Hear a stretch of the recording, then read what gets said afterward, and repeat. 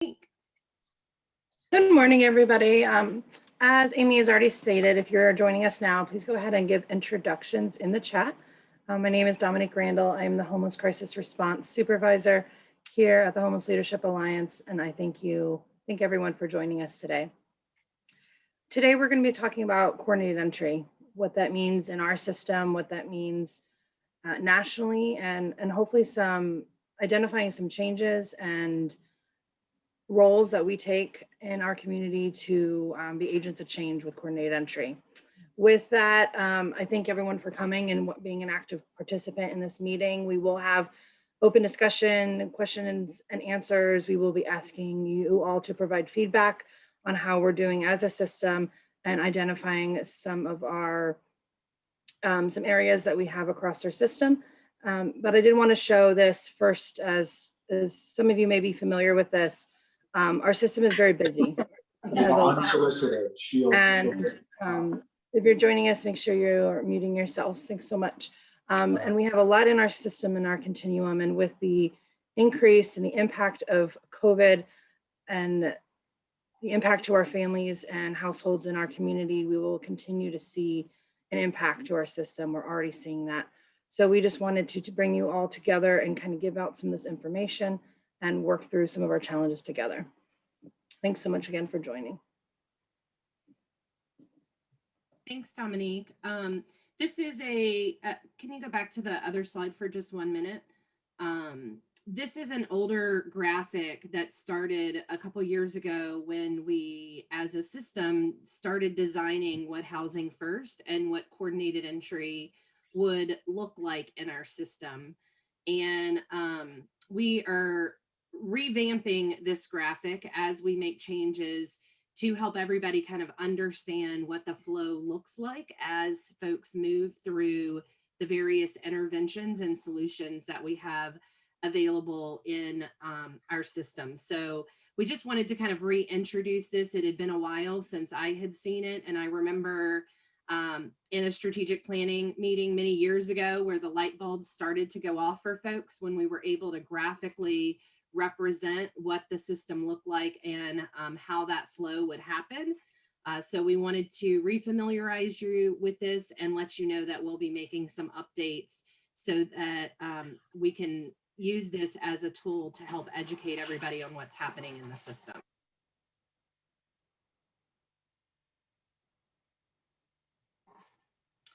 So coordinated entry has been around for a while, but it's a perfect timing for us to make some changes locally. If you want to go to the next slide, Dominique, this will give you kind of an overview of the changes that have rolled out from HUD from as early as 2009 and then as late as 2018.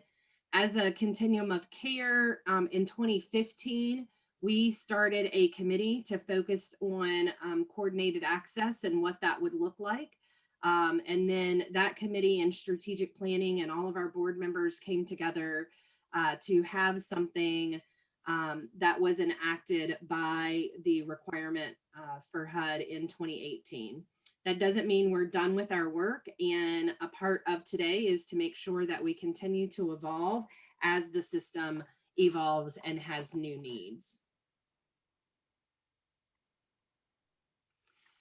So I wanted to just kind of ground us for a minute about why we do coordinated entry. And I felt like this actually was a slide used in a HUD office hours last week. And I thought it really helped summarize the differences before coordinated entry and after coordinated entry. I know that coordinated entry can be challenging. Some of the things that we've heard from providers recently is, we're working with someone and maybe we have them in hotel, but another rapid rehousing provider ends up picking them up, which changes the rapport and relationship with the client.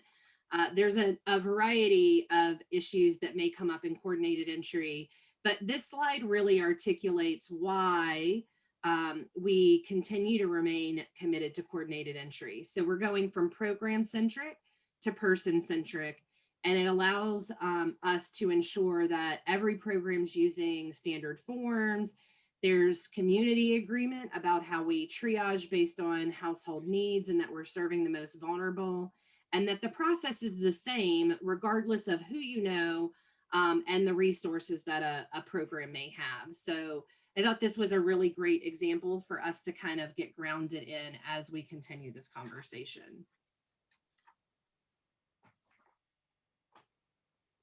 And then I also wanted us to revisit the fact that, you know, there's multiple parts to an effective housing crisis response system. If we're going to make homelessness rare, brief, and a one-time experience, we can't do that in a vacuum. And there are multiple components that help make that happen. So we have street outreach and coordinated entry. We also have outreach through a variety of other methods. We have prevention and diversion, which are newer to our system, but becoming more and more important as we see the tsunami of people coming into the system because of COVID-19. Emergency shelter is not something funded by HUD, but is locally supported. But every effective housing crisis response system needs emergency shelter. The hope is that one day people will be able to go from street directly into housing. But until we are resourced in a way that that can happen, there still needs to be emergency shelter as a safe place for folks to go in the meantime. And then rapid rehousing, which we spend a lot of time talking about. And last but not least, permanent supportive housing, which we have a number of clients in our system that need, and we can't build enough permanent supportive housing to make that happen. So now I'm going to turn it over to Dominique to give us kind of the 101 on coordinated entry. I see we have a lot of new board members in the meeting, so I'm thrilled that you're here, and feel free to raise your hand if you have any questions, but we'll also have time for questions and answers at the end of today's session.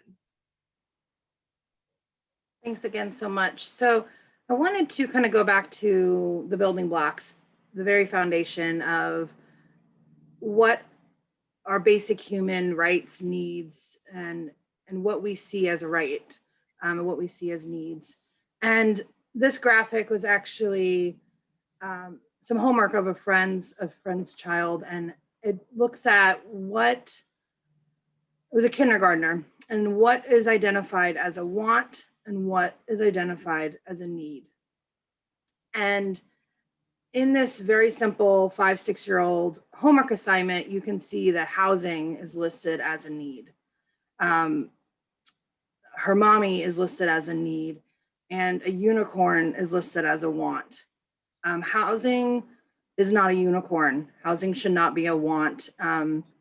It should not be something that people have to attain or acquire through compliance or other requirements that they have to maintain sobriety, get in, viable, sustainable income, participate in a program. It's about their level of need and who needs housing. Everybody needs housing. So I just wanted to start with that graphic to kind of give you an understanding of where we're coming from with this, and what Housing First is and how that works with coordinated entry. So as a foundation of coordinated entry, we're kind of looking at these 4 main points. Access, one main point of entry, and looking at assessment, prioritization, and referral. We're going to go through those next 4. With access is about a few different things. When someone's accessing the system, they may be accessing through still being in housing. They're not considered literally homeless. I'll get into that a little bit more. But when someone is accessing potentially a shelter, they may actually just still be housed and still be in a situation that can be salvaged or can be diverted from entering into literal homelessness, i.e. shelter or street. When somebody is accessing, and there needs to be an assessment, there needs to be an understanding. What is your current situation? Can we keep you in your home? Can we put you in a new home that would divert you or prevent you from entering into the literal homeless situation? If prevention is not an option, you're looking at one of 2 things. Can we have that diversion discussion? You may not be able to stay in your home, but is there family support network around you? Is there somebody that can come alongside you and support you and prevent you from entering back onto the streets. That would be the kind of the option one there. And then option two is, you know, sometimes people do not have the resources and support. Some people do not have the toolkit to be able to access some of those resources and available to them or not available. And they may need to enter the emergency shelter system or enter the streets. So our point where we come in with the VI SPDAT and coordinated entry is here, where we're looking at people that are literally homeless and who qualifies, what their vulnerabilities are based off the VI SPDAT to put them into the most appropriate housing intervention. So what the goal is with all of these situations, whether it be prevention, emergency, shelter, diversion services, is permanent housing. That may happen through prevention, that may happen through diversion, rapid rehousing, or permanent supportive housing, depending again on their level of need. And, you know, people are gonna have to, this looks like a linear step, and it may not be linear in their situations, but we try to provide outreach and case management through the entire thing as they navigate through this. Diversion should never be a barrier for shelter. We need to work on empowering our people to work towards self-sufficiency and finding situations where they are able to stabilize in their own way. Next, we work towards assessment. You may heard me mention the VI SPDAT. The VI SPDAT is the Vulnerability Index Service Prioritization Decision Assistance Tool. It is a tool that we use in our community to assess somebody's need for level of service. And the analogy I always make with this, and you may have heard it before, is of a hospital emergency room. It's not about who comes in first, because if I have a sprained ankle and beds are taken, they're not going to serve me as quickly as someone who comes in with stroke symptoms, you know, COVID isolation rooms, different things like that. So if I'm coming in with stroke symptoms, I'm going to be prioritized before the person with a sprain or maybe a simple infection, a cough, a cold, and be prioritized based off of that.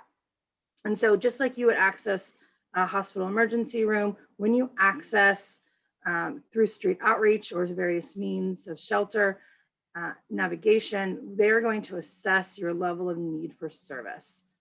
And also, just like somebody with a sprained ankle probably doesn't need reconstructive surgery and long-term sustainable case management or reconstructive surgery and therapy and things like that. Someone who does need that level of service doesn't need an ACE bandage and be sent on their way. So the level of intervention, the level of need needs to match the level of intervention. So in our community, someone who receives a VI SPDAT is going to have, if they're an individual, they're going to receive a VI SPDAT within the first 14 days of accessing the system. If they have not been in the system in the past 7 months. If they have been in the system in this past 7 months, then they can receive their VI SPDAT in a much quicker manner of 72 hours. The reason we do that is because there is opportunity for self-resolve, right? The conflict may resolve itself, the situation, the income may come in, the supports may be there that were not there as quickly identified, excuse me. With families with minor age children, that assessment is done within 72 hours.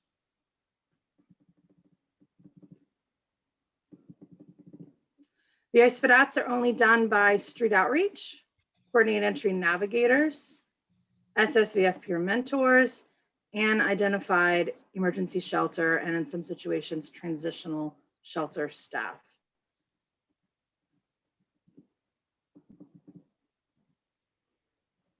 And for those who are accessing services through street outreach, the VI SPDAT is conducted after 3 contacts. So if I see you at the corner and engage with you and you have not accessed the system in the past 7 months, I will engage with you 3 times before conducting that VI SPDAT. However, if you have been in the system, if we have seen you, you have a history of homelessness that we are aware of, then the street outreach teams can do VI SPDAT more quickly. Again, with families with minor age children, that assessment is done within the first 72 hours.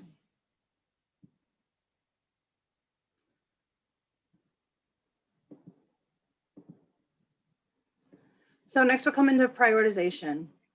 So there are, excuse me, prioritizations within our community and then also prioritizations nationally. Some of our prioritizations and that we have locally and some of our community tiebreakers. So say everybody comes in with the exact same score, right? Two people present at the emergency room, both with stroke-like symptoms. You're going to look at some of these, what we've established as community tiebreakers for housing. And those are going to be chronicity, establishing if someone is chronically homeless. They're always going to rise to the top of that group. Veteran status, if someone meets veteran eligibility, and then some 3 subsets of the VI SPDAT, those being wellness, risk, and daily function.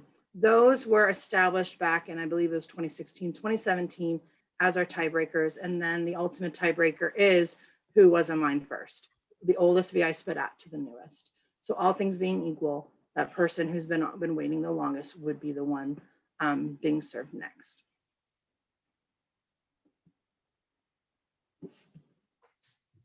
Then we get into a referral. Some of our providers in our community that do rapid rehousing are Catholic Charities, Directions for Living, St. Vincent de Paul Cares, West Care, CASA, and Health and Human Services, FHAP, Pinellas County Health and Human Services. These providers provide rapid rehousing, some cases to families only, and others families and individuals. They are, when they are assessed with the VI SPDAT, they fall into 3 categories. You have your self-resolve, which may need a one-time assistance or just some time to kind of get stable back on their feet. These are typically the individuals that are accessing maybe a deposit assistance program like AFAP that's in our community. If they are scoring higher within those ranges, they're going to fall within rapid rehousing or permanent supportive housing. Some of our PSH providers, our permanent supportive housing providers, are BOLI, HEP, Homeless Empowerment Program, and Catholic Charities Pinellas Hope. Of course, capacity there's never going to be enough. Right now, there's not enough capacity for referrals. So people do sit and wait for referrals and for capacity into programs. We're fortunate that with additional dollars in our community, we've seen a much higher referral rate in the past year to 2 years. We've also seen a significant increase in individuals for rapid rehousing. While that is something at the national level that is encouraged equally for both families with minors and for individuals, here locally in our community, prioritization is still given to family with minors with most funding. However, we are seeing a shift and change in that. And also I wanted to just give a little introduction for the VIP program. We currently have this started about 2 weeks ago, and it is in tandem. We're working with the Pinellas County Health and Human Services, with the Pinellas County Housing Authority and with the St. Pete Housing Authority. And it is for those who score within the PSH range, however, are receiving rapid rehousing, and for those who score high in the full SPDAT, 45 or higher in the full SPDAT. They must have a disability with an adult between the ages of 18 and 61 before their 62nd birthday. And they can be referred from the rapid rehousing provider for a permanent housing choice voucher. So some exciting stuff that's been happening. We've had, I announced this at a meeting, how many we were at 7 requests for referral and 4 that had been referred. And yesterday alone, I received about 10 more. So we're at about 20 that have been referred to this program. And we're hoping that just continues to increase. There's a potential for 150 vouchers across Pinellas County. And that will be able to serve people anywhere except for within the city of Clearwater. Hey, Dominique, quick question about that, since you mentioned it's not eligible in the city of Clearwater. If the city of Clearwater had these mainstream vouchers and wanted to participate, could we add them on? Absolutely. Okay, yes. Thanks. Yes.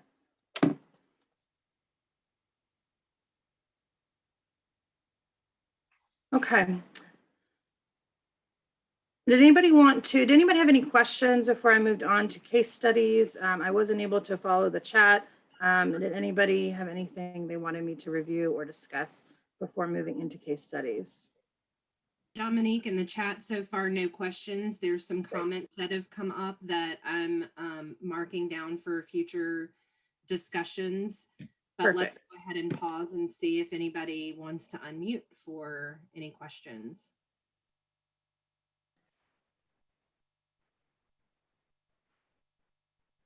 You know, I don't necessarily have a question. I don't know if it's appropriate at this point, but, you know, as we talk about coordinated entry and all the history that you've just provided on coordinated entry, just to make sure everybody is aware that coordinated entry is for housing. There isn't coordinated entry for shelter, and you know, emergency shelter is you know, kind of first come first serve basis. But at some point, I would like to talk about coordinated entry for families into shelter, because we don't have a lot of emergency shelter for families. And of the emergency shelter that we do have for families, it is paid emergency shelter. There's a cost attached to it, and I just think at some point we need to talk about how families are being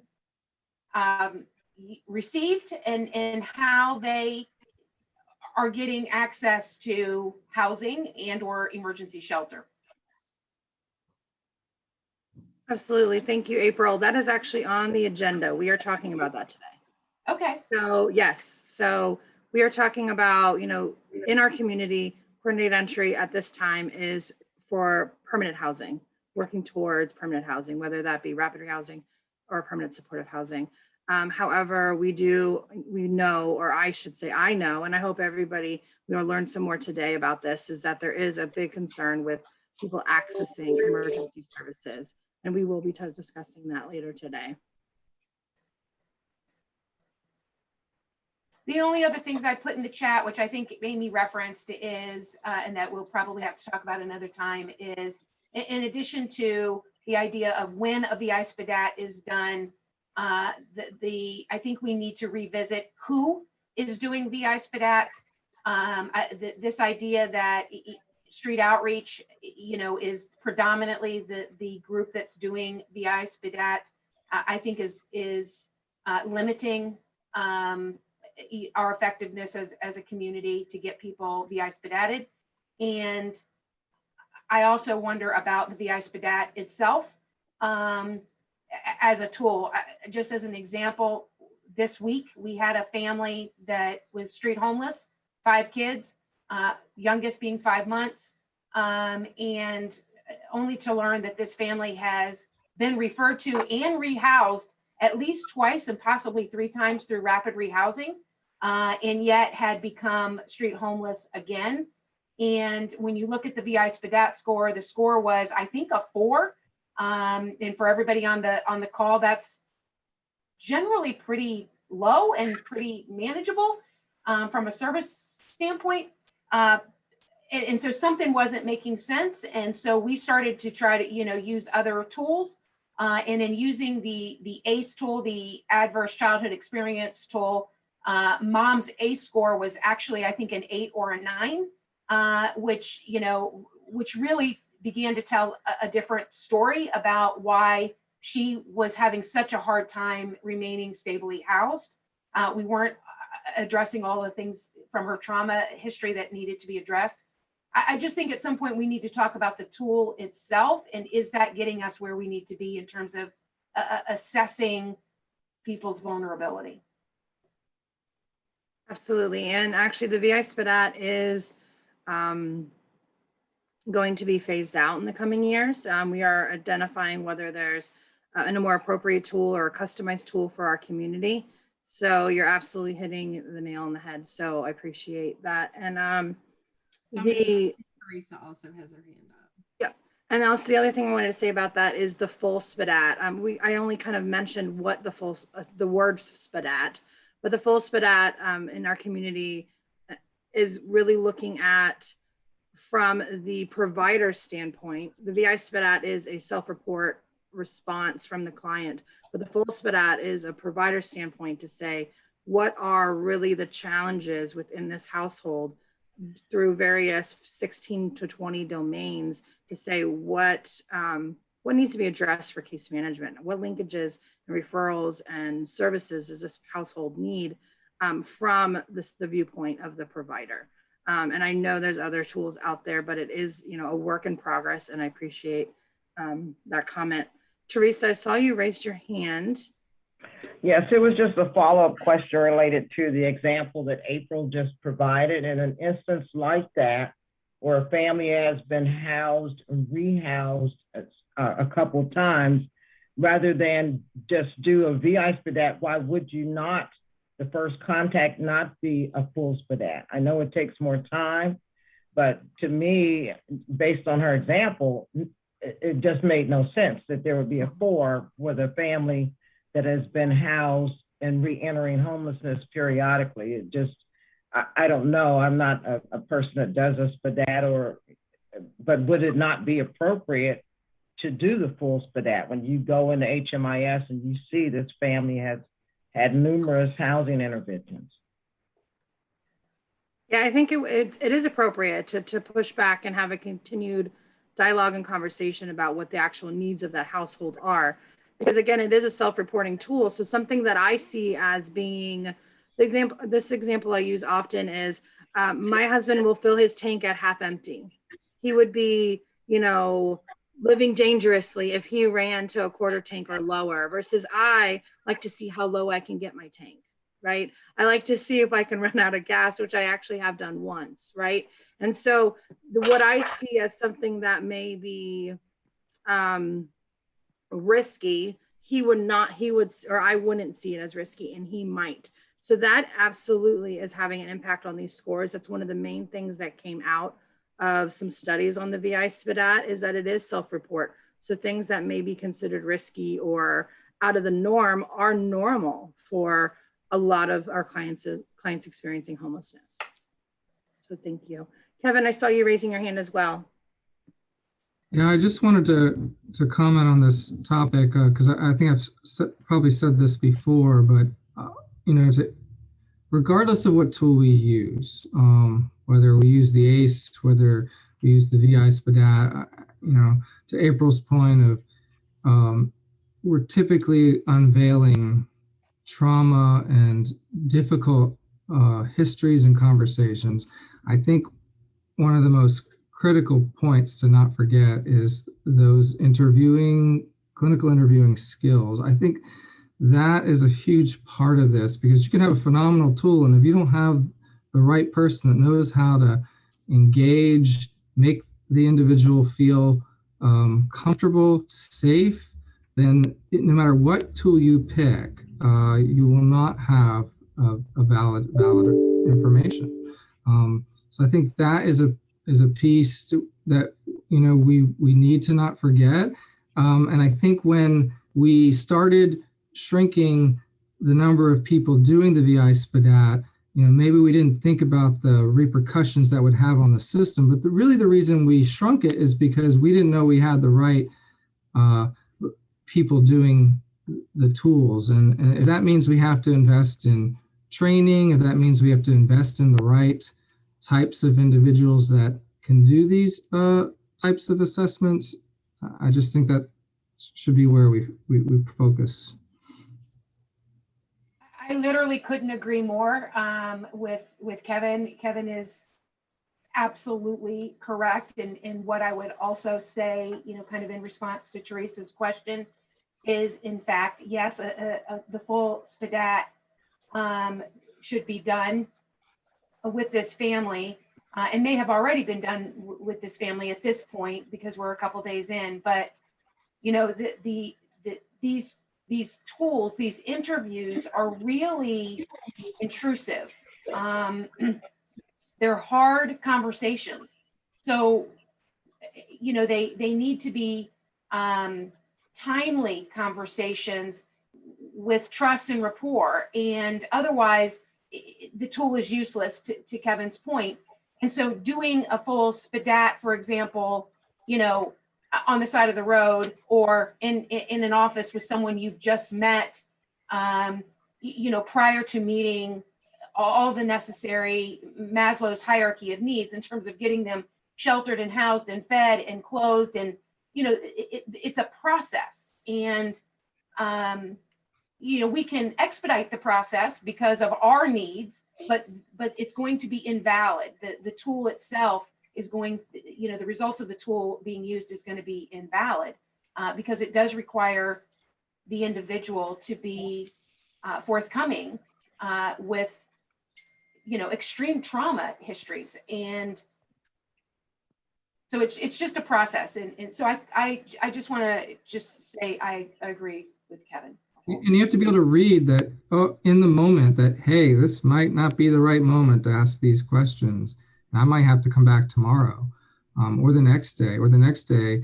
And this assessment may actually take 4 different sittings to get through. Exactly.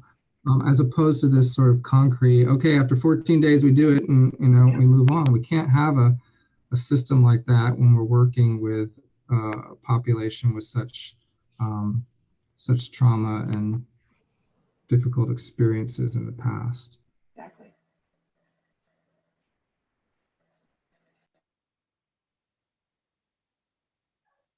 Well, thank you guys for the continued conversation, and we will come back to some of these points further later today as well. I want to move into case studies and some examples that we have.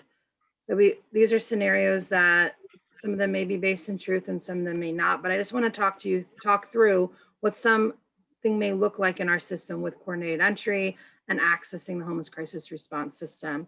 So Shannon, I'll go ahead and read this out loud. I know some of you are joining us over the phone. Shannon is $2,100 behind on her rent and water is about to be turned off. Shannon has received a 3-day notice. The leasing office instructed her to call 211 and she was given the numbers to local shelters. She ended up speaking with a shelter who has room for her to move in on Monday. So she is setting up a storage unit over the weekend and will be there Monday. What other options did she have, and would this be approached differently if she had children or not? With this example, I wanted to touch on a few things because you'll notice that she is probably about 2 to 3 months behind in rent. Water is about to be turned off, and she just received a 3-day notice. Shannon hasn't experienced this before. She's accessing the system as someone who has never received services, or the front office of the apartment complex tells her to call 211. She calls 211 and says, I am going to be homeless in 3 days. What does 211 hear? They need shelter. Or she may be asking, I need shelter. What am I going to do? She's given the numbers for shelters. She may call them. She may show up in person and try to get into a shelter. That shelter may have capacity and brings her into shelter, says, all right, come on in on Monday. We'll have a spot for you. She then uses money that she has to go get a storage unit and move out of her unit and be there on Monday. There's some big red flags in this intentionally, right? She received a 3-day notice. Is that from the apartment complex? Or is that from a sheriff's 72-hour eviction notice, right? Could she have been instead prevented from exiting this unit? Is she abandoning this unit because there's not the education of the services and what's available for her in the community? If she had children, could she have gone to her school and potentially accessed some prevention services? Or when she called into 211, could she have said, I'm behind on my rent and been connected to other COVID related dollars, or this may not be COVID related. So while the person, Shannon, accesses shelter within 3 days because there's an opening, she may never have actually needed it. And this is where there's opportunities for diversion and prevention that have been missed over and over again, just based off of how the client reported and what the shelter reported.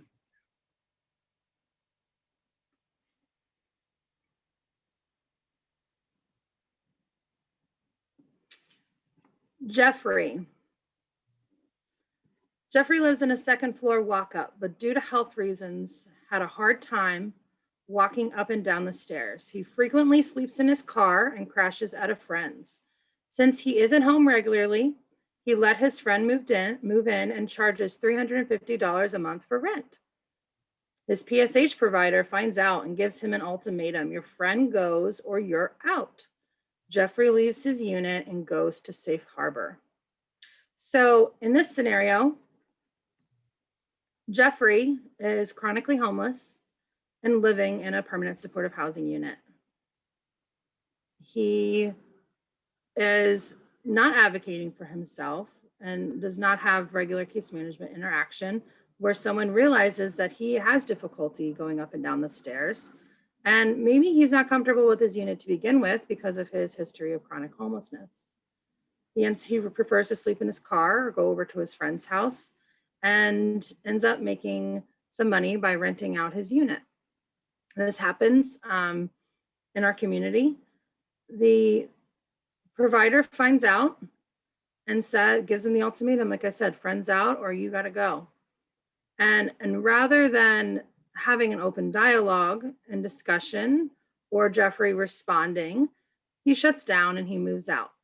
So that client technically recidivizes back into emergency shelter. The PSH provider may have to do a formal eviction.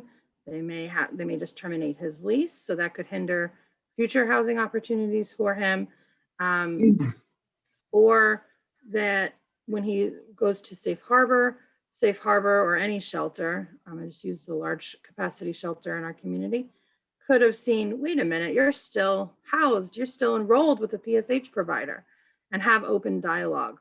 This is where the importance of our HMIS, our coordinated, which is a coordinated entry point. You can see in there, it's meant to coordinate services, how the HMIS can be used to identify needs, services, what programs people are involved in to make sure that they're accessing and connecting to the right thing. Because what's Safe Harbor's response? What should their response be? You're still enrolled, you're still housed with PSH. Let's call, let's see if we can resolve this. Let's see what we can do as a provider to get you back where you were. I offer this as it's a recidivism kind of example, but it's also an example of permanent supportive housing. And with our chronic homeless population, April mentioned earlier of the client that they have that's recidivized 2 to 3 times out of rapid rehousing. You know, how would that situation have been different had we have known that they were leaving that that unit? You know, did the lease end? Was it terminated due to non-payment? What was the follow-up? And that's where we're talking about this continued investment, this linkages to services that our clients need. When you look at HUD's definition for rapid rehousing, it allows for up to 2 years of financial assistance and a continued 6 months of case management. So in some situations, you could be looking at 2.5 years of case management services. And if someone had the correctly trained, correctly served programs around them, I think we would see a big increase in the stabilization of our individuals and households in our community.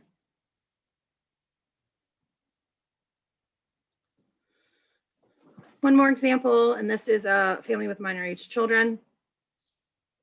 This is in January. John and Jane tell their teacher they've been sleeping in their car. Heat team and the school social worker are notified and local shelters are contacted. A referral is also made to school programs. Local shelter A speaks to Kara and believes she has other accommodations with her sister and calls diversion.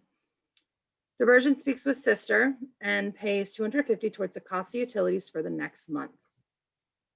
Today, April 2nd, the program becomes aware that they have been staying in a motel and need to be out today. Or excuse me, need to be out on Monday. So in this example, we're looking at a few different things. We're looking at prevention, diversion. This client presents at the school as sleeping in their car. They are currently literally homeless. They're in a place not meant for habitation. They refer to shelter. But based off of diversion tactics and diversion conversation, it is identified that there may be other options for her. She can go to her sister's house. The diversion program, which is through the HLA at this time, we are able to assist financially as well as have more in-depth conversations with individuals and families to discuss more options of continue that conversation of diversion. And in this situation, it was already identified. We were able to pay the financial assistance of $250 to incentivize the stay, because obviously a family of 3 is going to offset their utilities. And again, just to incentivize the sister's willingness to accept the family. This was in January. We find out that, 3 months later, that they have been staying in a couple, and excuse me, they were also linked to services at the school. Okay, that's important. We're not leaving them high and dry at the sister's house saying, best of luck to you. They're linked with prevention, continued preventative services, whether that be through the school, and there's also plenty of providers in the community offering services. In this situation, they're linked back with the school program. However, today, the school becomes aware that she has to be out, that she's been in hotel self-pay for a couple of weeks and has to be out on Monday, right? So the opportunity for diversion comes up again. Right now, she's self-pay hotel. She's about to, according to the household, they will be out of money on Monday. So diversion strategies can be applied again. Diversion case managers may be pulled in to have a conversation. What happened to where you were with your sisters? Did you just move out on your own? Is that option still available? Are there other options available? Diversion is a strength-based exploration of really looking at what resources and support networks are available to that individual that they're talking to, and really identifying places and areas that they have used maybe previously, or tools in their toolbox that they have to resolve their homeless crisis. So it's very much meant to empower the client for client choice. Like I said earlier, it is never a refusal or denial for shelter. Also, it's important to realize that if domestic violence is involved, something to that effect, safety of anyone in the family, that diversion is not necessarily the appropriate tactic, because while I may be able to return to the home of my abuser, that's probably not where I need to be going, correct? So in this situation, we know that she's going to be out on Monday again, potential for literally homeless. Can she be diverted back to the moms? Maybe, or excuse me, the sisters, maybe, maybe not. Does she then need to enter shelter? What about if shelters are full? Is she then connected to street outreach? Or is she then identified by street outreach while sleeping in her car at Walmart, and then being connected to a potential hotel program for emergency shelter? In this situation, we're gonna say that she ends up, because of shelter capacity, she's gonna end up in a hotel, and we'll actually come back and talk with a little bit more about this household as an example.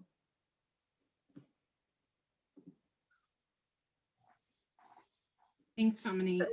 Oh, I just want to add one more thing. With all of these examples, the reasons why we showed them is really to show the crossover of services. They're not linear, right? We can bounce and go through all of these services almost like, a pinball arcade, but we never want our clients to feel like they're experiencing that, right? Because in their moment of stress and distress, the last thing they want to be is traded off from one program to the next, from one service to the next. So the more that we can come together and provide these services and making sure that we're not having no wrong door, and serving however we can to end their homelessness and find stability.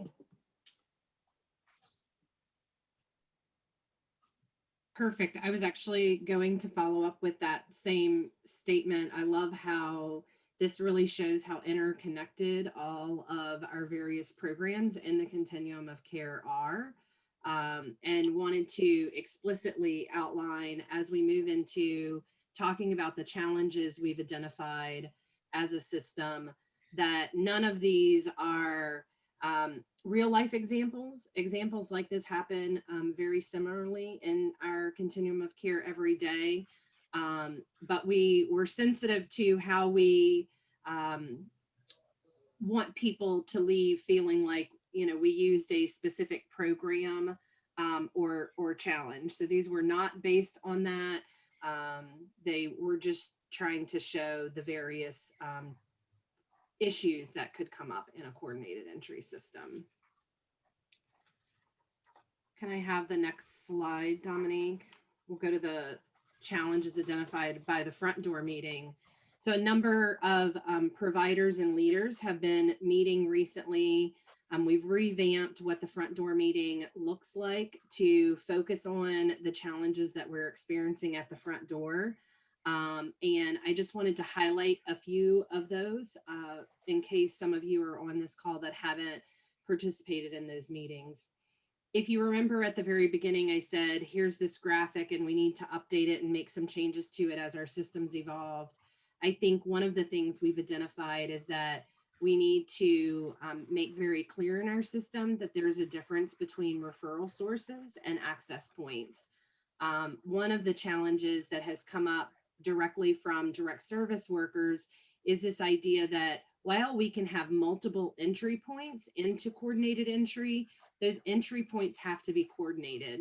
And we have entirely too many entry points in our system to coordinate. And so we need to make a distinction between the difference between referral sources and access points.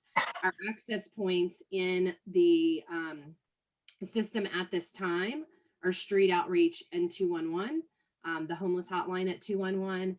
And then additionally, we're trying to figure out how do schools serve as an access point, since we have a number of new programs that is the only referral source where youth and family members may be connected to services.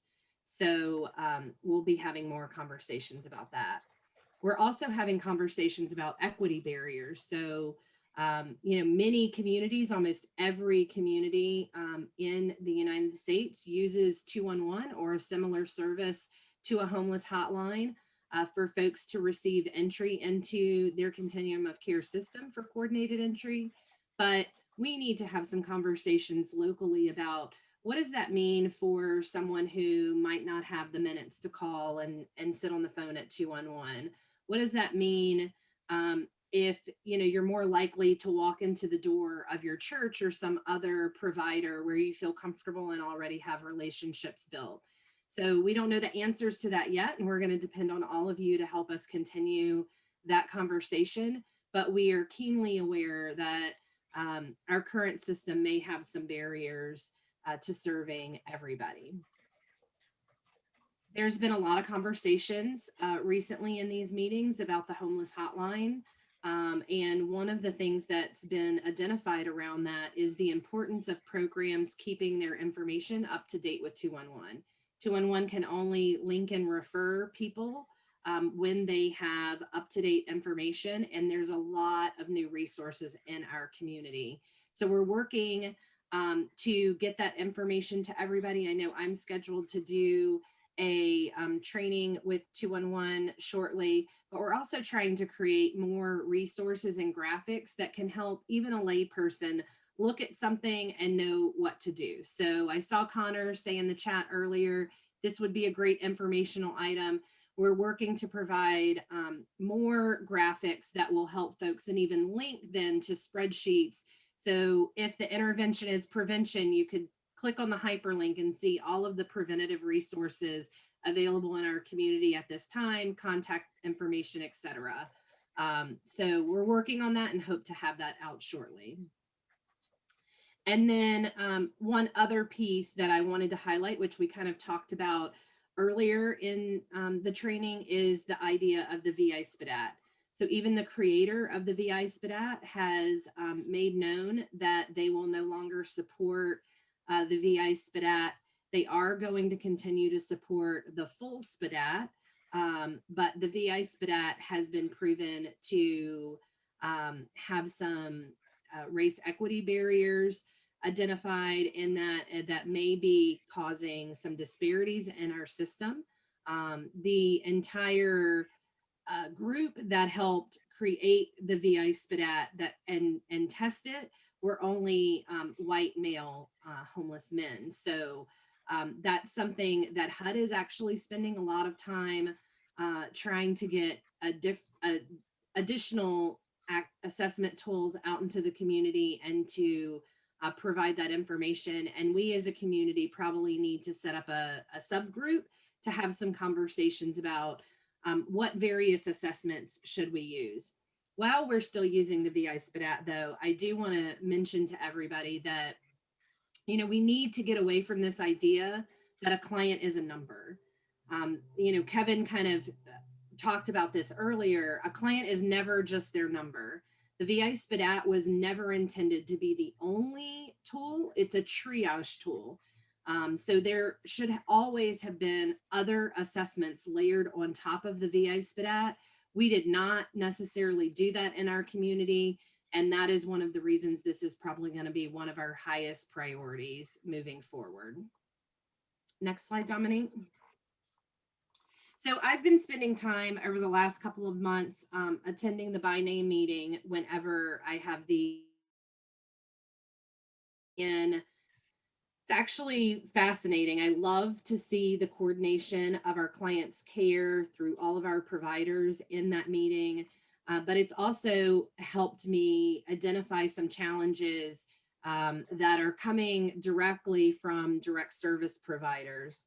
So, you know, one of the things that I've noticed is that there's a lot of time spent in this meeting with updating information that all of our providers, assuming they have enough staff, which I know is a capacity issue at this point. Everybody has their hair on fire and is working hard to serve an exponential number of clients. But a lot of the time in the meeting, instead of being focused on care coordination, is being focused on providing information that if it was up to date in HMIS, could actually not have to be provided in that meeting. So whether somebody was housed or not and what date they were housed, income information and other things. So I think we'll see some changes to this meeting moving forward so that, you know, we can really use that time to spend more time coordinating the care of all of our clients. We also have a challenge sometimes with folks participating in the by name meeting. And again, we know how stretched our providers are and certainly recognize that. But I do want to encourage, especially since we have a number of CEOs on the call today, that participation in this meeting is really an important part of the process. As oftentimes we are able to have conversations that, you know, really illustrate more than any note in HMIS could. And then, you know, multiple providers are working to problem solve together. The other thing, and I'll actually show you some data to show why we made changes to our policies and coordinated entry, has to do with referral lags. So I'll talk more about that in a minute. And then I also wanted to highlight the idea that we as a community, as a continuum of care, have determined what our coordinated entry process should look like. And we can change that as a community at any given time. Actually, HUD requires that we have the ability to change coordinated entry within 10 days. That's not a place we're at currently as a COC. We run things through a variety of committees, so we've got to get that process tightened up a little bit. But I want you to hear how important it is that we have conversations, and that as providers and as a community, when something's not working, let's elevate it and let's have that conversation and then make the changes that are needed. Let's make those decisions as a community instead of giving up on the process of coordinated entry or working outside of it. Remember, it's all about being person-centered and not program-centered. Next slide, Dominique. So this is the data that helped us determine that we really needed to have a process and a timeline for you know, how many days people had between taking a client off the coordinated entry list and then entering them into their project, making contact with them, and getting them enrolled in the project. So you can see that, you know, cases were really kind of languishing. So somebody would pull a client off the list with good intentions, and then other things would happen. And clients weren't actually entered into the project for 15 days, 20 days. And then that ultimately impacts how long it takes somebody to get from project entry to housing. You can see here right now that in rapid rehousing, our average days from referral to housing is 72 for households with children, 82 for households without children, and then permanent supportive housing, it's much longer, it's 109. I also, want to really highlight that this is a measure that we are measured on by HUD, and it determines our ability to draw down federal funds.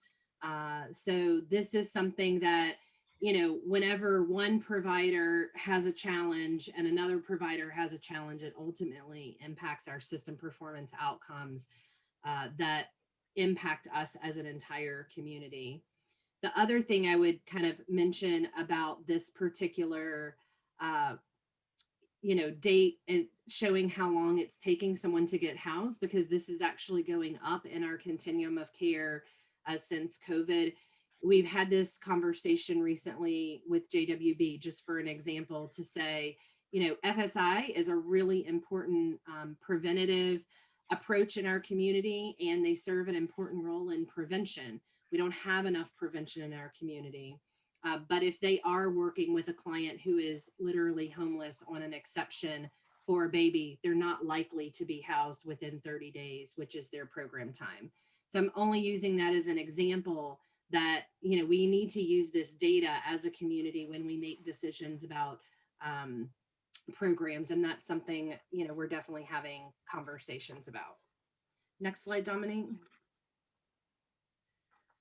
So these next couple of slides, I debated whether I should put them in here for this particular audience, but again, we're recording it, and we hope that for many of you, you might share this with your direct service workers.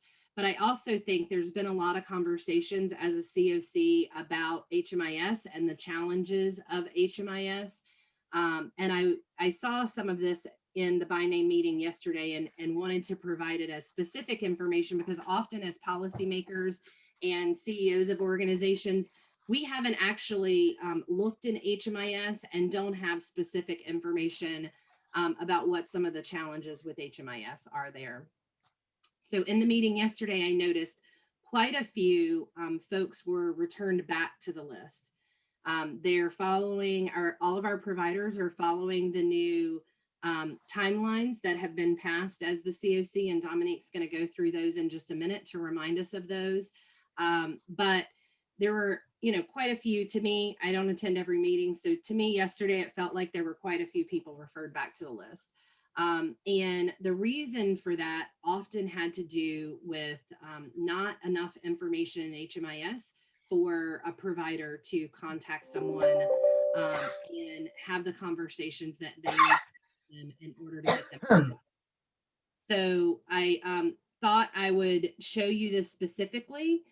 One of the things that's really important is that in HMIS, we have information on the last permanent address or where the client may be housed. That could be in a hospital. We have that right here so that you can see that. It could be a hotel. If they're on the street, you can actually add frequent cross streets or additional information like this client only has text capabilities, so be sure to text them. There's also an area for contact information, and this is often not updated in HMIS, but because we have various shelter contacts, and then they're being referred to different rapid rehousing programs, if that contact information isn't kept up to date, then whenever they're referred to rapid rehousing, the provider has no way to contact the client. And that has been some of the reason we've seen folks returned back to the list. So that's a really important area to focus on in HMIS. Next slide, Dominique. And then this one, from my perspective, is probably the most important if we're going to do good care coordination. So it's really important that case managers put their information in the case management section. So then if I am directions for living and I've picked up someone from one of our emergency shelters and I'm having trouble getting information on a client, their phone number's been shut off, or any number of things could happen. Instead of just knowing they're with whatever emergency shelter, I could look in this area and actually know I need to call X person at X shelter, and here's their information so that I can have a conversation and help coordinate that care. So all of these things seem small whenever you have your hair on fire, and a variety of things that you have to do every day in your job. But I've noticed these three things are things I wanted to highlight that really make a difference in whether someone's able to get in contact with a client in order to help get them referred and housed. So I'm going to stop there for just a second and see if there are any questions before we move into a review of the new policies.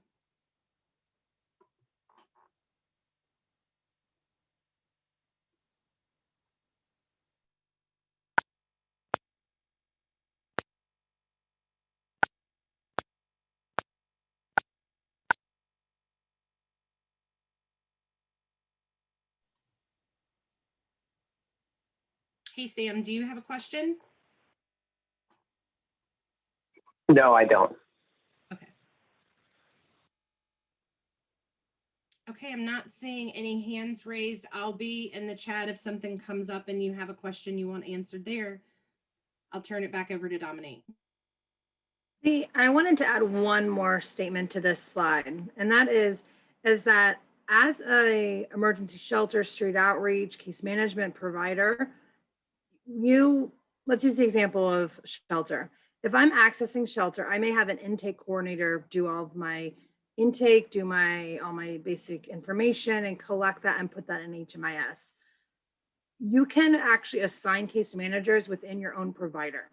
So using a shelter model, the intake coordinator may do all the information, may do the entry, and then may assign the case manager to right then and there, or the supervisor. Once case coordination happens and you say, here's your 3 new rapid rehousing clients, you can actually assign the case manager in there, and everyone's profile is set up according to how you registered your HMIS profile. So if you have that your phone numbers or email has changed, then it would still reflect what you originally had put in when your profile was created. So I just wanted to add that. And then we'll go into some of the newest coordinate entry policies, and these are for review. First off, we're going to go into the full SPDAT policy. This was effective November 16th, 2020. It is for all rapid rehousing projects within our COC having to do the full SPDAT as a case management housing assessment tool to help identify, again, the needs of the household that you're working with, the rapid rehousing providers are working with, and working them towards permanent housing. They can be, we have specific dates here, timelines here. The first full SPDAT should be done within 30 days of project enrollment with a 90, 180, 270, and 365-day follow-up. So every 90 days, you're redetermining the person's full SPDAT score to, again, assess their acuity and their level of need for services. So if you see a high response in substance use, that should help guide your linkage and referral. If you see a need for budgeting, you may realize, well, maybe we need to spend more time on budgeting or connecting someone again to another program to see how that goes. That score will fluctuate as one thing stabilizes, something else may need to be addressed, and that's why we're have identified these 90-day follow-ups. Again, this was effective November 16th, and a full SPDAT score of higher than 45 may qualify them for the VIP program. I will go back to this, I apologize. We just had a training on Monday. There were over 20 participants, and we have another training coming up in May for the full SPDAT. The newest policies, these were just passed on March 5th by the board of directors, and They include the following 2 coordinated entry policies. These policies have to do with temporary rapid rehousing prioritization plan, as well as our housing provider interim contact protocols. The first really addresses our rapid rehousing range, and the prioritization score has expanded. So instead of the individual scoring between a 4 to 7, they now can score between a 4 and 9. And again, those who are with the highest acuity and meeting those tiebreakers previously mentioned will be the ones referred for individuals. Our households with minors was a 4 to 8 and is now a 4 to 10 being referred for rapid rehousing. Eligibility still stands for PSH. This again went into effect on March 22nd. For our housing provider interim protocol, this one what we had identified based off some of the challenges that Amy was discussing earlier is that it was taking a long time, so upwards of 70 to 80 days to get a family from referred to housed. Enrollments were taking on average 15 to 20 days. And when we talk averages, that could be 1 day or 60 days, right? That all averages to 1 or to 15 to 20. So it's to keep in mind that providers had their own benchmarks and their own standards. We wanted to create a uniformed standard across all programs. The procedures outlined here is that somebody would make, once the initial referral was made by coordinated entry, the rapid rehousing or PSH provider would then have 48 hours to business hours to make an initial contact. Follow-up contacts would occur over the period of 10 days and must have at minimum 3 different contacts on different times, days, and different means. So meaning you don't call 3 days in a row at 9 a.m., right? You call at 3 in the afternoon. You may text, you may call after hours. You find other opportunities to try and engage with your client. If the client is staying in a shelter, shelter staff must be contacted to coordinate a meeting. Again, this is why it's so important to have a case manager assignment, because I may know that it is large shelter A, and I call that shelter and nobody knows where the client is, right? So if I have a case manager identified, if I can look and find where this person is staying or sleeping, I can engage with them in a different way than just calling their one emergency contact that's listed in their HMIS profile. After 11 days, if no contact has been made, so, hopefully contact has been made within those first 10 days and a meeting has been set up for enrollment. However, if it has not, the provider may at that point decide to decline the referral, which then sends it back to the coordinated entry list. Within 15 days of receiving that, the coordinated entry provider must provide an update of whether it has been accepted or denied. And then also after that happens, the household, if the household is denied because of no response, they do have the opportunity to be referred again to a second provider. However, if that provider after 10 to 15 days also returns the client, they would actually be closed from coordinated entry. So this is where important, where we have participation in our family by name list meeting, case coordination, case manager assignment, all of those things to try and coordinate those services so the client can access. Also, being diligent with following up with where they are as providers, checking HMIS regularly as clients may come and go from programs. However, if the client identifies themselves, so say the provider returns them after 15 days and on the 16th day, that provider contacts, the client contacts the provider may choose to re-engage or re-accept that referral. They have up to 30 days to accept that referral and choose to take that client back into their program. I'll also say one of the reasons specifically for this statement is that we were finding families that and individuals that were sitting on list waiting to be opened when there was no continued contact. So they appeared to be referred, they appeared to be followed up by a provider when really that provider wasn't able to follow up with them and they sat as an open referral. So with this, we're holding accountability to both the providers, coordinated entry, and the clients to have that back and forth and see where they are and where they should be and who's being referred and who's not. Extensions can always be provided, and that request would actually go through me and drandall@hlapinellas.org. So a provider can request an extension to those. Any questions about those 3 newest policies from November to now?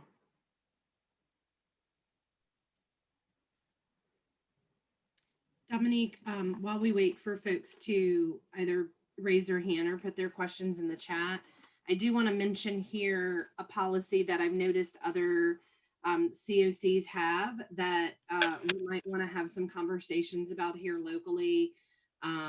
Earlier I used the example of sometimes challenges in breaking the therapeutic relationship or rapport between various case management providers, and there's all kinds of different issues that could come up.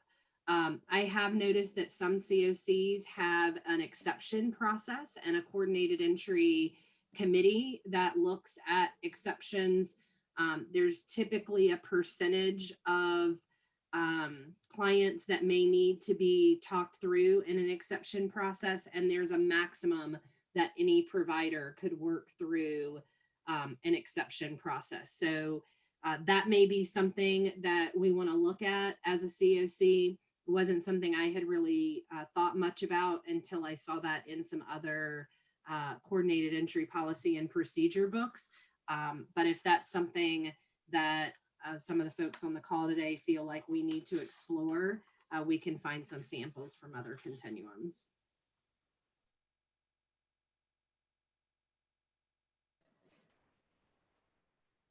Amy, can you just say a little bit more about that? An exception process for these protocols here? Not necessarily just the protocols.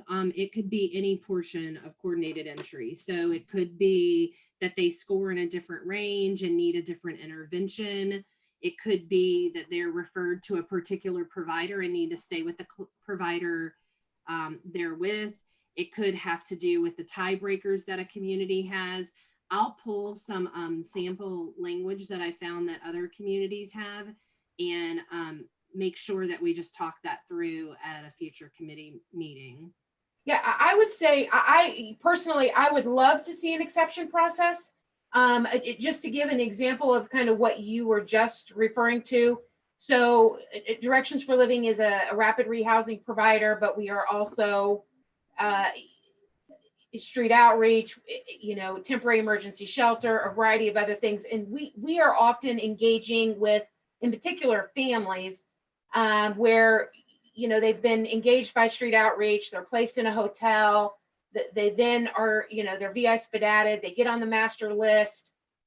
In the meantime, we continue to case manage them, all about that relationship that Kevin was talking about earlier. We've developed a rapport, we've developed a relationship of trust, and then they get picked up by another rapid rehousing provider, as opposed to, being picked up by Directions for Living as a rapid rehousing provider, for example, and then they get, they have to start they feel like they have to start over. So there's some of those kinds of things that if an exception process would allow us to staff, the thing I feel like that we're missing sometimes is the ability to get a group of people together who kind of touch different parts of the system to discuss what's the best, housing solution plan for this particular individual or particular family.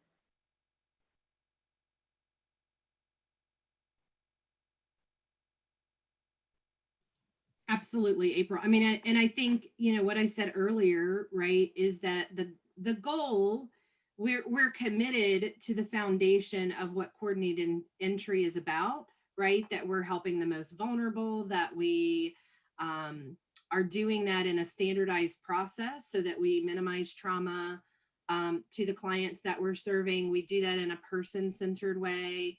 But at the same time, it's also important that we as a community determine what our process looks like. And, you know, we don't have people go rogue on the system, right? And an exception process with a maximum percentage or number that would be allowed in any given time would allow for there to be some kind of flexibility, but it wouldn't be something that it would be the exception instead of the rule, and would allow us to have those needed conversations instead of people, you know, just going off and abandoning this very important process for our community.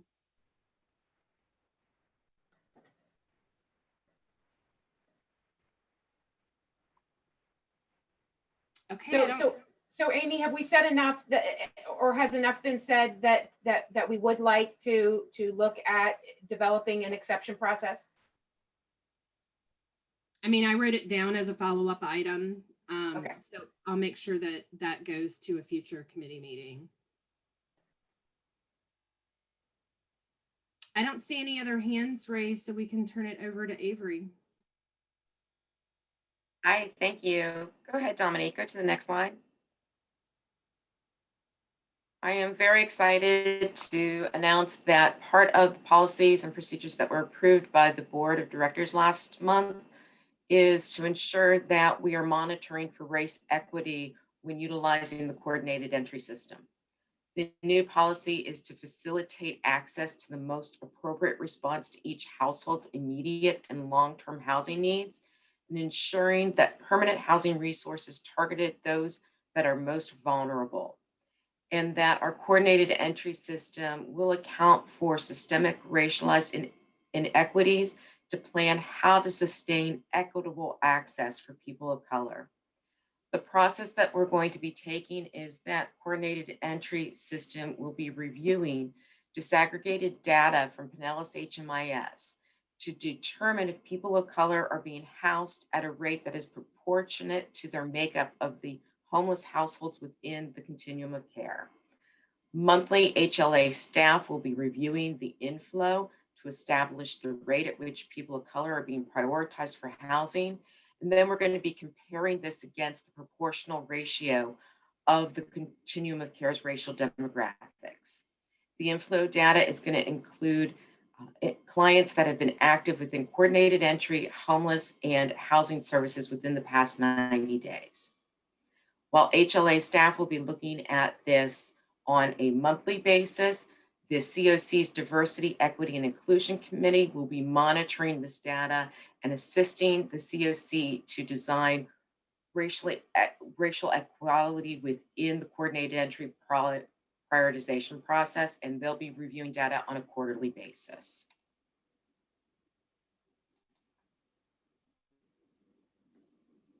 Are there any questions?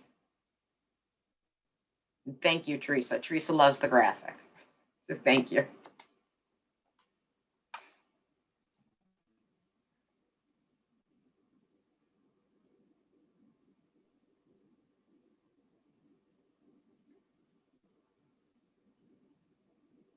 I'm not seeing any hands raised. I not only love the graphic, I want to love the idea that we're finally going to look at this data and have conversations about the data. So thank you to the Diversity, Equity, and Inclusion Committee for its commitment to this work. And we're really excited next week to have some additional conversations about the race disparity study. I see Teresa has her hand up now, Avery. I just wanted to mention that I'm glad that the session that's scheduled to discuss the study that was done will include voices that are not just the voices we hear from we always listen to ourselves. So from talking with Avery, it looks like 140 some people signed up for that. So I'm excited about hearing from other folks in the community that may not be in the silo of homelessness with us. Thank you. As of this morning, Teresa and Amy, we were up to over 150 individuals registered for next Wednesday.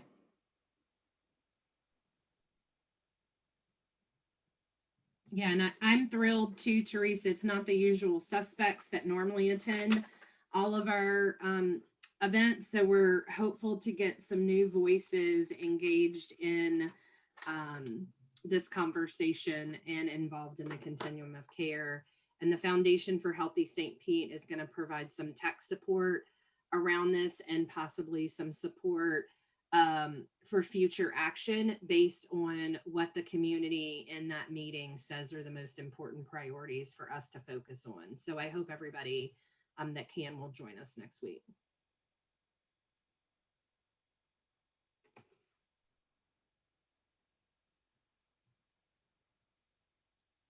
Okay, Dominique, next slide, please. So now we're gonna spend some time on the future of coordinated entry, and we'll have plenty of time for questions and answers as well. I wanted to just kind of talk about where we are at as a system. I know it can feel overwhelming, both to HLA staff and our providers, that we are building the bus, the ship, whatever you want to call it, as we're moving down the road, and that we are making lots of changes at once. I think it's a really good point in time for us to take a step back and reflect on what we've learned as a continuum of care since we've implemented Housing First and all of these various components to our system, and then also evolve as we need to better serve our clients. You know, we just talked about the race disparity study, and one of the recommendations in that was the idea of what if we changed who we were accountable to. So if we are accountable to our clients instead of funders, what would the system look like? And I'm really excited to have that conversation as we take apart every part of the system and make sure we're designing it in a way that's responsive to the needs of our community. So these are just some highlights from things that we've learned in this process over the last couple of years. And I think we have to continue to keep these in mind as we rebuild the system, as we continue to be going along the path. Again, you know, we're always using that example that we're building the bus or the ship as we're moving along. So we have to recognize that this takes time. It's not going to happen overnight. And we also have to be open to new ideas and new perspectives. And I think it's also really important that we honor and recognize that the goal is that we get everybody on board, on the bus, going in the direction we want to go, but that everybody does that at different paces and speeds. And we have to help folks come along, right? We're going to have some folks who are early adopters and some people who need a little more convincing. And some people may be convinced right from the beginning, but they have other barriers, like they have to convince their board, or they have funding that's a barrier and they have to get past that. So we need to recognize that that happens at different times. This third bullet, I really want to spend just a minute talking about that history does not define our future. You know, we as a COC for a long time have talked about things that have happened in the past when maybe there was some dysfunction in the COC or we weren't all working together in the same direction. And I want to make sure that, you know, we are looking forward to the future and not back to the past. It's important that we learn from the things that we've experienced and use those as we make changes to the system. But just because we did something in the past or there was a barrier to something in the past, it shouldn't define how we move forward in the future. And we all need each other in order to be successful for our clients. You know, April kind of spoke to that just a few minutes ago, talking about how important it is for everybody to come together and come up with the best solutions for clients. And so we know that none of the things that we're talking about today can happen if we do them from a vacuum. And so making systems change happen is really, really difficult, right? And it has to happen at all levels. So we need, you know, folks working in the system that are doing self-learning. Organizations have to be doing organizational learning. The community has to be learning about this issue, just like we're having a session for them next week. And then as a whole system, we have to be open to learning, and we all have to do that together. So, you know, I'm really excited about how we have this conversation as a community in the future, to make real systems change happen. And then the last slide before we go to questions and answers and hear some feedback is talking about this idea of coordinated entry for family shelter. There's lots of additional changes we could make to coordinated entry, and we want to hear from you what you think those most important priorities are. And that is also something we're focusing on in the front door meetings. We're taking each component of coordinated entry in the front door and spending an entire meeting making sure that we're getting all the challenges on the table and identifying possible solutions and resolutions to that. One of the things that I've noticed when I went back to look at the work we did early on as a community with coordinated entry is the idea that coordinated entry happens in different parts of the system in different places across the country. So in some systems, it happens after emergency shelter. In other systems, it happens prior to emergency shelter. In our community, we almost always have enough capacity in individual shelter. So oftentimes the way that capacity is reached is through the use of a safe harbor. But there is rarely a time in our system that we don't have enough capacity to shelter individuals, even though it may not be the shelter of their choice. However, as a system, we are really struggling with our lack of capacity for sheltering families. And it's something we continue to spend a lot of time coordinating programs around and having conversations about as a community. So earlier, Dominique talked to you about Kara, John, and Jane, and they were at that decision point of being out of money and maybe needing additional stay in hotel for exactly this reason, right? We don't have enough emergency shelter capacity in our community. So now it's 95 days later. They've been in that hotel. They're looking forward to rapid rehousing as a solution, but they have not been referred to a rapid rehousing provider at this time. So whoever put them into that hotel is paying for their emergency shelter stay, also hotel, nightly. There's nowhere in our community where a family could stay without cost. So I know whenever I first joined the COC board, I found it enlightening that even when a family is referred to emergency shelter in our community, they don't get into emergency shelter unless there is someone able to pay for that. So whether it's being paid for by a contract with Pinellas County or it's being paid for by another provider, those beds have to be paid for in some way. So we have Kara, John, and Jane in hotel. They've been there for 95 days. We also have 100 other families languishing in hotel.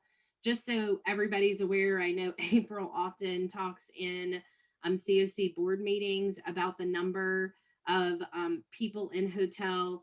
I use this number based on a report, but that is not the full picture of how many families we currently have in hotel. We're not capturing that data as well as we'd like in HMIS, and we're going to have some conversations about getting that data as clean as possible and more up to date. But there are at least 400 people, whether that's individuals or families, veterans or non-veterans, that we think might currently be in hotel at this time. So now we have a new person. You know, it's Friday. Oftentimes Friday is the moment where our families go into crisis because school won't be in for the weekend. And Susan and her children presented yesterday and need a place to stay. And whenever they were connected by 211 through a warm handoff to one of our community providers, the shelter said, "We can't take you tonight. We need to have some diversion conversations and figure out how we can get you housed in the meantime. But on Monday, we're going to have an opening." So how fair is that for Kara, John, and Jane, who've been waiting in hotel for 95 days to be referred to a rapid rehousing provider and yet have done that, or the other families that are languishing in hotel? I'm really interested in hearing feedback and conversation from our community about this topic. I don't know exactly what coordinated entry for family shelter would look like, but if we do decide to go down this path, I know together we can design something that would work specifically for our community. But I just wanted you to have kind of an idea of why would we do coordinated entry for family shelter? Our previous stance, rightfully so, was the idea that, you know, shelter is for crisis and it's an emergency. So why would we have a list of people waiting for emergency shelter? Because they need it right now. But I do feel like we're in a place as a community that we might need to have this conversation. So with that, I'm going to open it up for feedback or questions about any portion of the presentation today.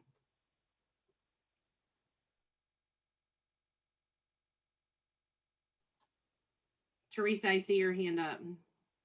Amy, my question is related to the last discussion about coordinated entry for family shelter. How would you determine the priorities?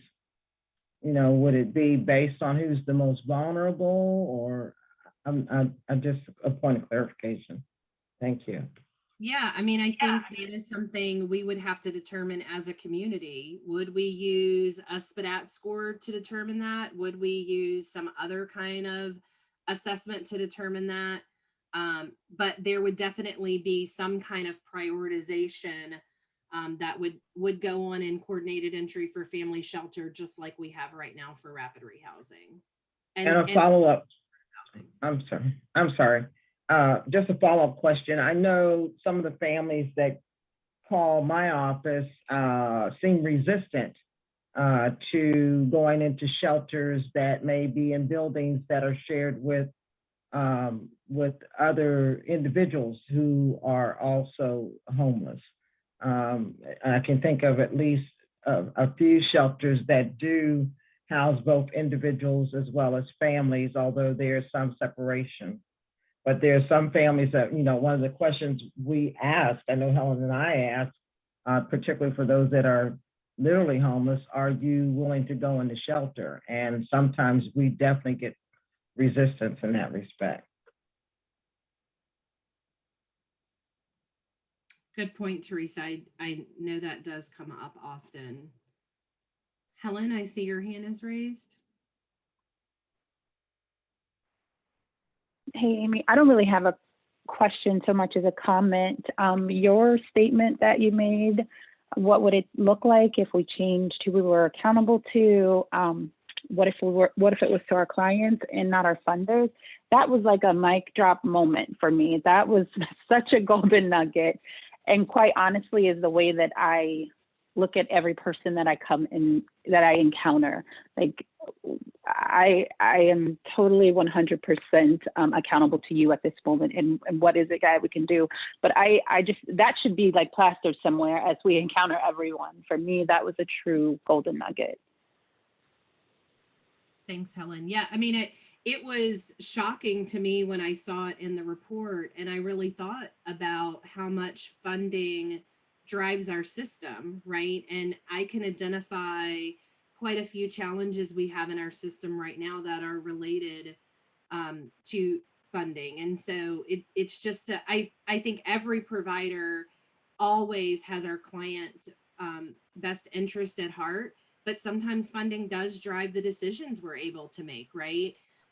We're having a conversation about the fact that clients are recidivizing. Well, if we don't allow funding that is has fidelity to the model of rapid rehousing, which is 24 months plus 6 months, in addition to that, then yeah, if we only provide 6 months, we might see some recidivism there, and we just have to be comfortable with that and prepared for that. And you know, that's just one example. There's many examples with how funding drives the outcome for our clients, and we need to have that conversation.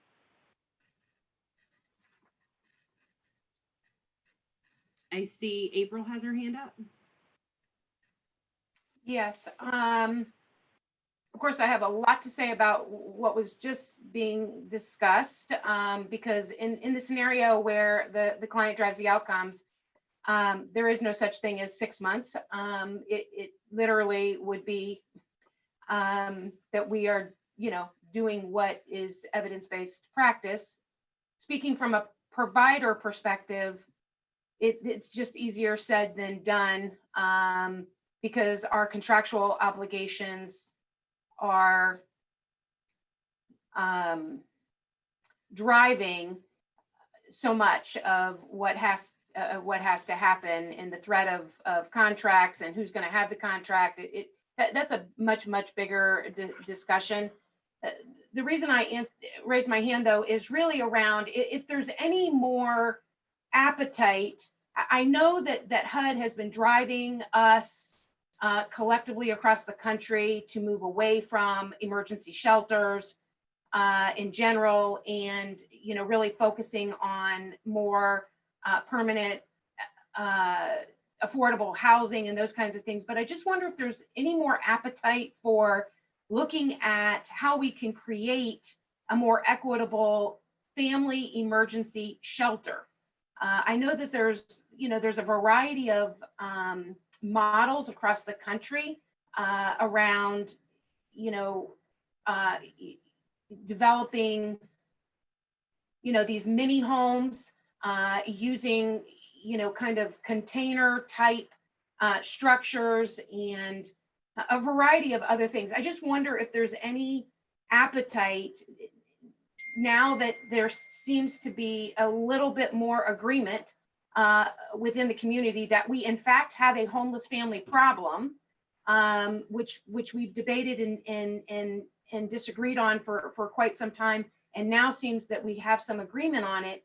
If there's an appetite for us to start looking at opportunities within our community to actually build or develop no cost emergency shelter for families.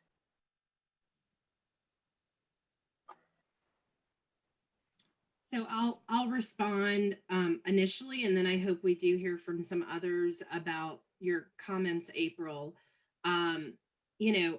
I would say from all of the HUD office hours and DCF office hours and other conversations that we participate in, it is very common that people are using the additional influx of dollars into their systems to acquire property, rehab property, and come up with other shelter solutions that are not as congregate for families and others experiencing homelessness. So that may look like acquiring a hotel property or something of that nature, rehabbing an old school where folks may not be all housed in the same area, but would be in individual rooms.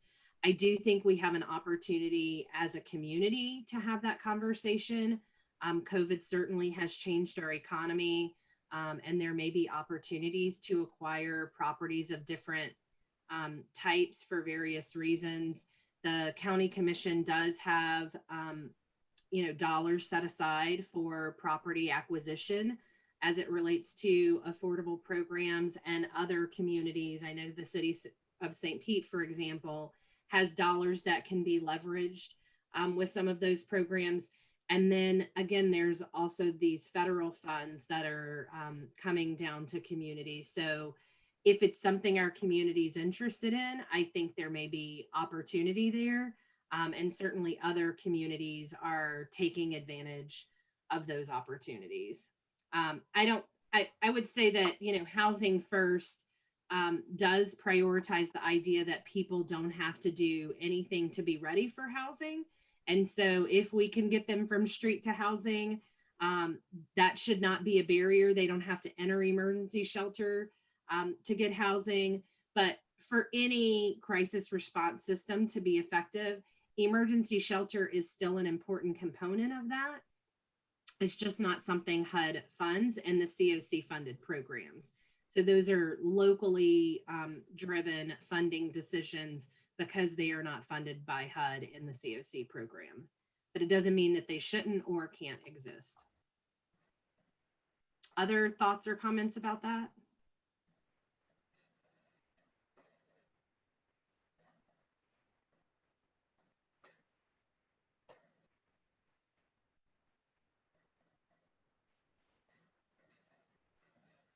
again, I think if we had so all these things to tie together, of course, but I think if we had a kind of this time sensitive case review process where a handful of people were jumping on a call, because every single night this week,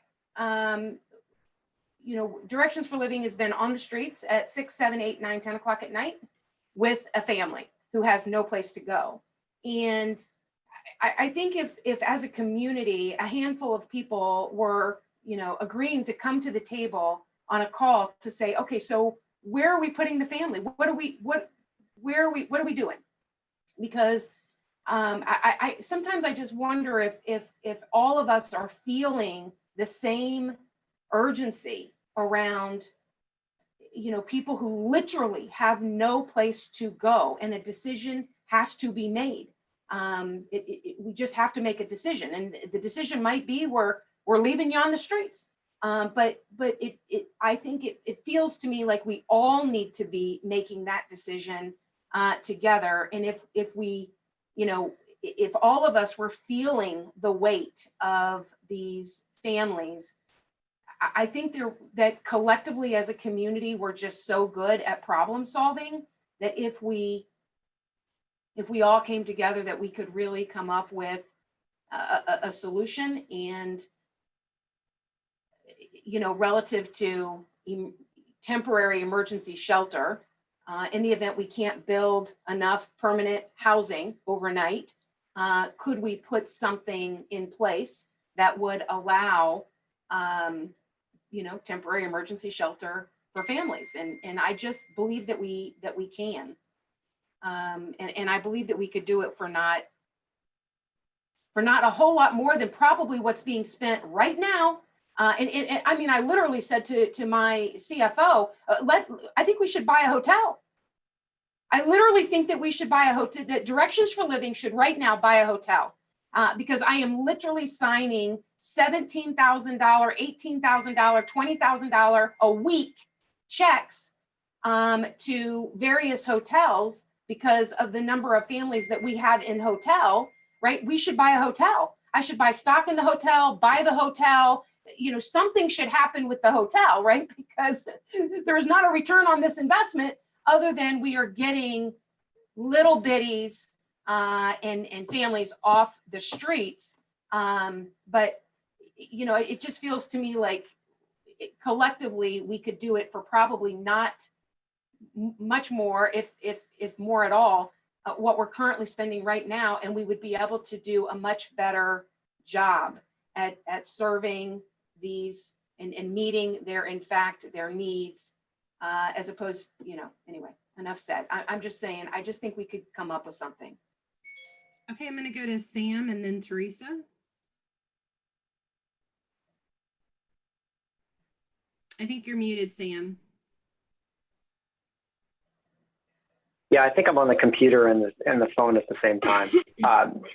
That's well said, April. I think the urgency is really important in terms of having, and I think not just in the COC, but the more we can engage the community in the conversation, I think there are a lot of people who don't know that there is such a thing as a continuum of care, but who would be happy to make an investment in housing families and individuals if we give them a clear pathway to how that money will be used well. That's point one. Point two is sort of a wonder if there's room to work with some banks who might have distressed or foreclosed properties that that aren't ready to sell, but we could pay a very discounted rate to have somebody in those houses for a couple of months while they're waiting to do something with, so that they're not sitting empty. If there's a partnership opportunity there, both in terms of property acquisition, but maybe renting space in the meantime. The other place that I think there's a really important conversation that we've touched on a few times over the last couple of years is the child welfare angle here. I suspect that there are a lot of homeless families that never come out of the shadows because they have been told one way or the other that their kids are going to get taken if they call for the help that they need.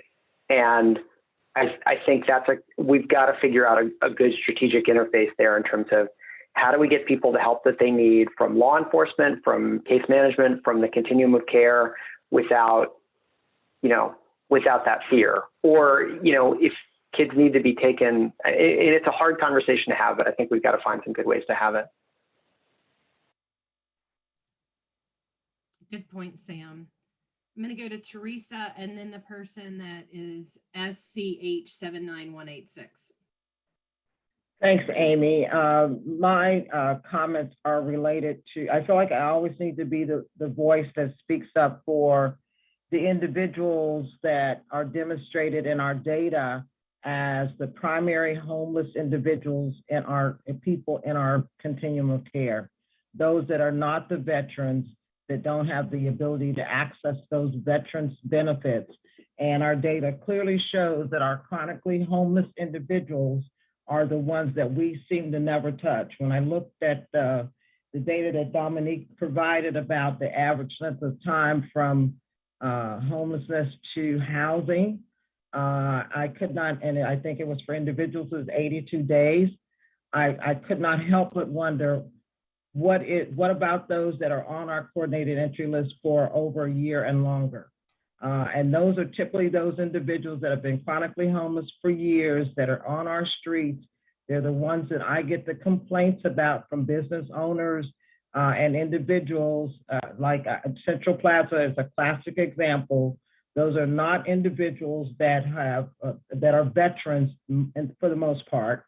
And I'm just concerned that we continue to have the conversation, and I'm all for, April, don't take me wrong, you know, I'm all for making sure that we keep the littles.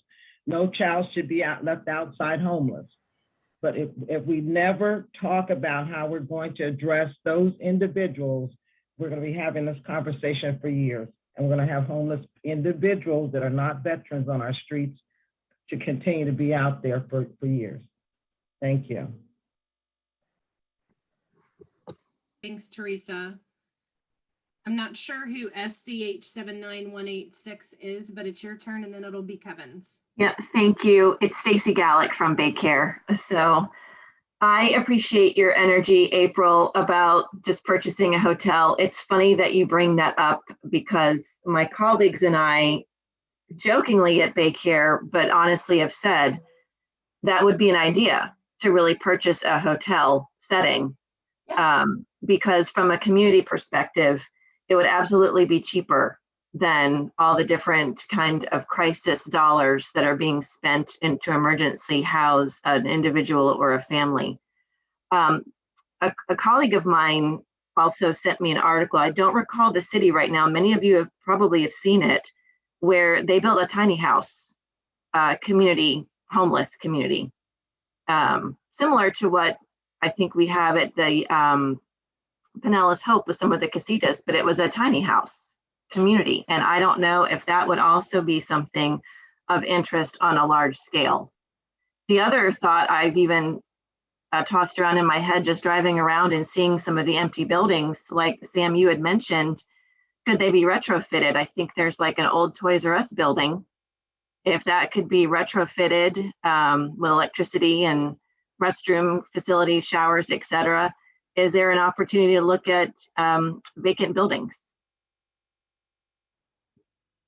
I'm happy to be a part of some of those larger scale conversations. Thanks, Stacy. All good ideas.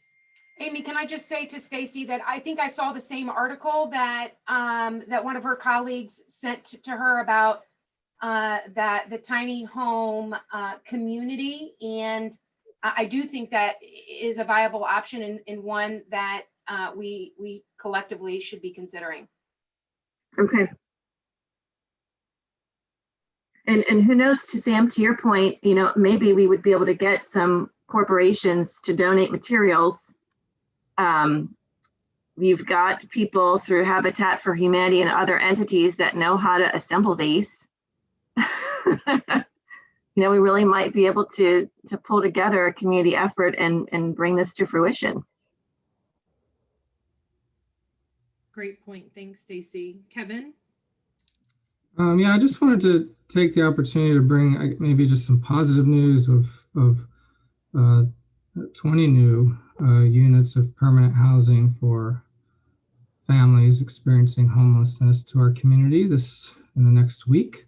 But I bring it up not just to announce more units that Boley has, but to, as April talks about how we have to come up with some solutions. We have to think outside the box. I think that's so important. And when I think about this project, that's what I think about. It was complicated, and it was a variety of sources that came together to make this happen. I mean, this is a partnership not only with some of our COC money, but also Florida Housing Finance Corporation and also Pinellas County Housing Authority that provided vouchers to make these units affordable.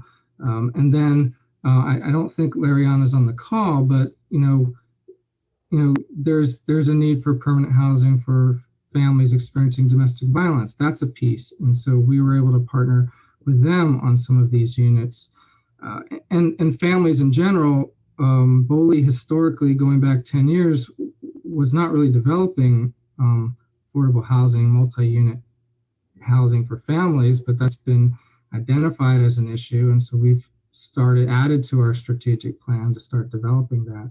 And so, but we can't do it alone. And I think it's being creative, thinking outside the box, bringing all of our strengths together to make a project that really impacts the community. That's important to continue on with, continue to talk about, and then celebrate when we're able to do it. I just, of course, always want to say thank you to Boley and to Kevin for everything that you just said, but specifically for turning your attention to families. Your housing, your strategies, your model, they're beautiful. They're, I would live in one of your housing units and would place family there. So, if we could get that done, faster, we could just turn it all over to you and you could just do it if we could just get there faster. But I do just want to say thank you always to Boley, for incorporating the things that are changing and happening around us into your strategic planning and what you're doing. We just need, as you said, we just need creative thinking, and we need all of us kind of working together. It truly takes a village, as they say. So Mickey, I don't want to put you on the spot, but I know Councilmember Fig Sanders had a question to me directly in the chat. I did send her some numbers, but I figured, everybody might have some interest. So what are you seeing out there?